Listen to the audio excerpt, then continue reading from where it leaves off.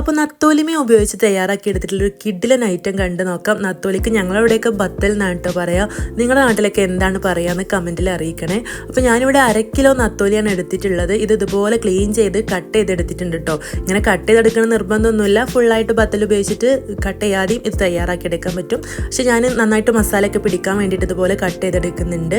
അപ്പോൾ ഇതുപോലെ തയ്യാറാക്കി എടുക്കുകയാണെങ്കിൽ നിങ്ങൾക്ക് 1 മാസത്തിന് ചോറിന് വേറെ ഒന്നും വേണ്ട കേട്ടോ. ഹോസ്റ്റലിൽ താമസിക്കുന്ന മക്കൾക്കും ബാച്ചിലേഴ്സ് ആയവർക്കൊക്കെ ഇതുപോലെ ഉണ്ടാക്കിയെടുക്കുകയാണെങ്കിൽ 1-2 മാസം അത് കേടുകൂടാതെ ഇരിക്കുകയും ചെയ്യും. അപ്പോൾ ഇനി നമുക്കിതിലേക്ക് മുളക് പൊടി, മഞ്ഞൾപ്പൊടി, ഉപ്പ് എന്നിവ ചേർത്ത് കൊടുത്തിട്ടുണ്ട്. എന്നിട്ട് നന്നായിട്ടൊന്ന് മിക്സ് ചെയ്തെടുക്കാം.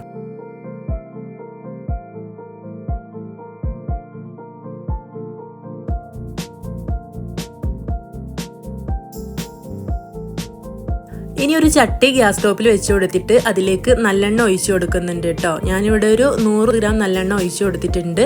ഇതിലേക്ക് ഈ ഒരു ബത്തലിട്ടിട്ട് നമുക്ക് മുഴുവനായിട്ടും പൊരിച്ചെടുക്കണം. ഞാനിവിടെ 2 ബാച്ചായിട്ടാണ് കേട്ടോ ഇത് പൊരിച്ചെടുക്കുന്നത്. അപ്പോൾ നല്ല മൊരിപ്പിച്ച് വറുത്ത് കോരിയെടുക്കണം കേട്ടോ.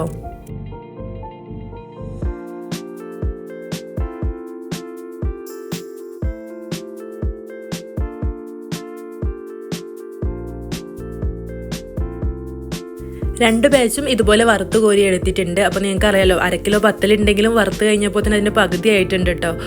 ഇനി ഈ ഒരു എണ്ണയിലേക്ക് തന്നെ കടുക് പൊട്ടിച്ച് വെളുത്തുള്ളി കൂടെ ചേർത്ത് കൊടുത്തിട്ടുണ്ട്. ഇനി ഇതിലേക്ക് ഇഞ്ചി, പച്ചമുളക്, കറിവേപ്പില എന്നിവ ചേർത്ത് കൊടുത്തിട്ട് നന്നായിട്ടൊന്ന് മൂപ്പിച്ചെടുക്കാം.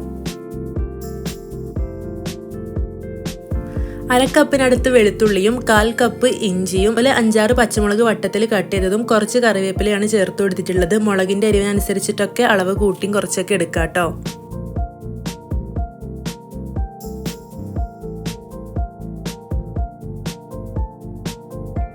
ഇതെല്ലാം നന്നായി മൂപ്പിച്ചെടുത്ത ശേഷം ഇതിലേക്ക് 3 ടേബിൾ സ്പൂൺ കാശ്മീരി മുളക് പൊടി കൂടെ ചേർത്ത് കൊടുത്തിട്ടുണ്ടായിരുന്നു.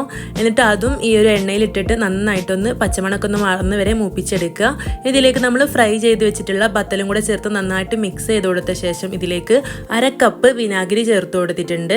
എന്നിട്ട് നന്നായിട്ട് മിക്സ് ചെയ്യുക കേട്ടോ. ഈ ഒരു മീഡിയം ടു ലോ ഫ്ലെയിമിൽ വെച്ചിട്ട് ഇതൊന്ന് വറ്റിച്ചെടുക്കണം. ഒരുപാട് വറ്റിച്ചെടുക്കുകയും ചെയ്യരുത്. കുറച്ചൊക്കെ ഒന്ന് അച്ചാറിൽ കറി വേണമല്ലോ.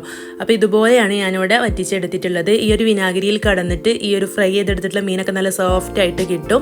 നന്നായിട്ട് മിക്സ് ചെയ്തിട്ട് ഫ്ലെയിം ഓഫ് ചെയ്യുക. നല്ല ടേസ്റ്റി ആയിട്ടുള്ള നത്തോലി അച്ചാറോടെ റെഡി ആയിട്ടുണ്ട്. ഇത് മാത്രം മതിട്ട് ഒരു പ്ലേറ്റ് ചോറ് കാലിയാവാൻ നല്ല എരിവും പുളിയും ഉപ്പൊക്കെ ഉള്ള നല്ല അടിപൊളി ഒരു അച്ചാറാണ്. അപ്പോൾ എന്തായാലും നിങ്ങൾ ട്രൈ ചെയ്ത് നോക്കണം. ഹോസ്റ്റലിലൊക്കെ പഠിക്കുന്ന മക്കളുണ്ടെങ്കിൽ അവർക്കൊക്കെ ഇതുപോലെ ഉണ്ടാക്കി കൊടുത്തേക്കാനൊക്കെ പറ്റും കേട്ടോ. വീഡിയോ ഇഷ്ടമായിട്ടുണ്ടെങ്കിൽ ലൈക്ക് ചെയ്യണം. നിങ്ങളുടെ അഭിപ്രായം കമൻ്റ് ആയിട്ട് അറിയിക്കണം. താങ്ക്